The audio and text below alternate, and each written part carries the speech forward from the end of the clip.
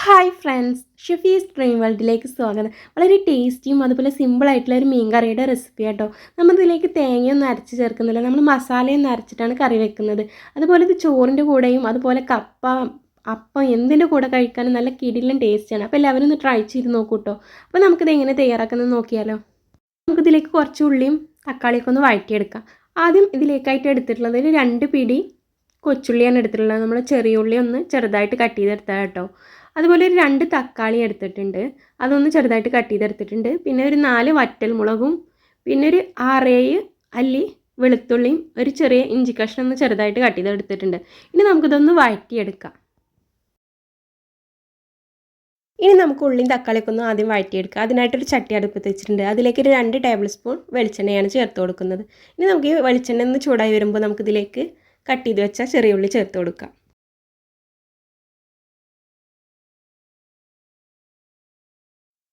ഇതിവിടെ ചെറിയുള്ളിയുടെ ആ പച്ച ചൊവയൊക്കെ ഒന്ന് മാറി കിട്ടിയിട്ടുണ്ട് കേട്ടോ. ഇനി നമുക്കിതിലേക്ക് കട്ട് ചെയ്ത് വെച്ച തക്കാളിയും അതുപോലെ ഇഞ്ചി വെളുത്തുള്ളി പിന്നെ നമ്മൾ നേരത്തെ മാറ്റി വെച്ച വറ്റൽമുളക് കൂടി ചേർത്തിട്ട് ഒന്ന് വഴറ്റിയെടുക്കാം. ഇനി നമുക്ക് തക്കാളിയൊക്കെ ഒന്ന് വെന്ത് വരുന്നവരെ ഒന്ന് വഴറ്റിയെടുത്തിട്ട് നമുക്കിതൊന്ന് അരച്ചെടുക്കാം. ഇതിലേക്ക് കുറച്ച് ഉപ്പ് ചേർത്തിട്ടുണ്ടായിരുന്നു കേട്ടോ, ആ വീഡിയോ എൻ്റെ അടുത്ത് മിസ്സായിട്ടുണ്ട്. അപ്പോൾ ഇനി ഉപ്പ് ചേർത്തതിന് ശേഷം ഇതിലേക്ക് കുറച്ച് കറിവേപ്പില കൂടി ചേർത്തിട്ട് നമുക്കിതൊന്ന് മൂടി വെച്ചിട്ട് തക്കാളി വേവുന്ന വരെ ഒന്ന് അടച്ച് വെച്ചിട്ട് വേവിച്ചെടുക്കാം.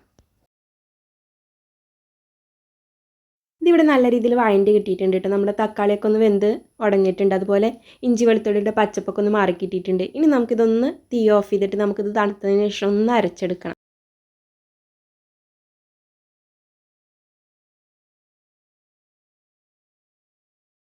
ഇനി കറി തയ്യാറാക്കാനായിട്ടൊരു ചട്ടി അടുപ്പത്ത് വെച്ചിട്ടുണ്ട് കേട്ടോ. അതൊന്ന് ചൂടായിലേക്ക് നമുക്ക് ഒരു 2 ടേബിൾ സ്പൂൺ വെളിച്ചെണ്ണ ചേർത്ത് കൊടുക്കാം. ഇതിലേക്ക് ഒരു 1/2 ടേബിൾ സ്പൂൺ കടുക് ചേർത്ത് കൊടുത്തിട്ടുണ്ട് കേട്ടോ. കടുക് ഒന്ന് പൊട്ടി വരുമ്പോൾ നിങ്ങളുടെ കയ്യിൽ ഉലുവണ്ടെങ്കിൽ ചേർത്ത് കൊടുത്തിട്ട് ഒരു 1/2 ടേബിൾ സ്പൂൺ.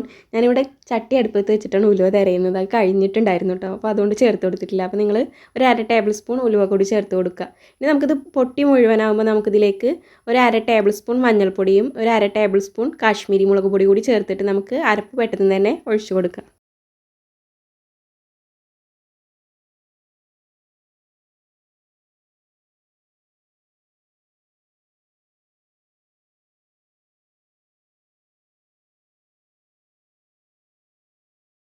മിക്സിയിലെ അരപ്പൊക്കെ നമ്മൾ ഈ ചട്ടിയിലേക്ക് മാറ്റിയിട്ടുണ്ട് കേട്ടോ. ഇനി നമുക്ക് ആ മിക്സിയുടെ ജാറിൽ കുറച്ച് വെള്ളം കൂടി ഒഴിച്ചിട്ട് ഒന്ന് ചുഴറ്റിയിട്ട് നമുക്കിതിലേക്ക് ഒഴിച്ച് കൊടുക്കാം. ഇനി നമുക്കിത് പുളിക്ക് ആവശ്യമായ പുളിവെള്ളം ചേർത്ത് കൊടുക്കാം കേട്ടോ. ഞാനിവിടെ വാളൻപുളി ഒന്ന് വെള്ളത്തിലിട്ടുന്നത് കുതിർത്തിയിട്ട് ആ വെള്ളമാണ് ചേർത്ത് കൊടുക്കുന്നത്. ഇനി നിങ്ങൾക്ക് ഇത് വാളൻപുളി ഇഷ്ടമല്ലെങ്കിൽ നിങ്ങൾക്ക് കുടംപുളി ചേർക്കാവുന്നതാണ് കേട്ടോ. ഒന്ന് വെള്ളത്തിലിട്ടിട്ടൊന്ന് തിളപ്പിച്ചിട്ട് ആ വെള്ളം ഇതിലേക്ക് ചേർത്ത് കൊടുത്താലും മതി കേട്ടോ. ഇനി നമുക്ക് എത്രയാണോ കറി വേണ്ടത് അതിനനുസരിച്ച് ഇതിലേക്ക് വെള്ളം ചേർത്ത് കൊടുക്കാം കേട്ടോ.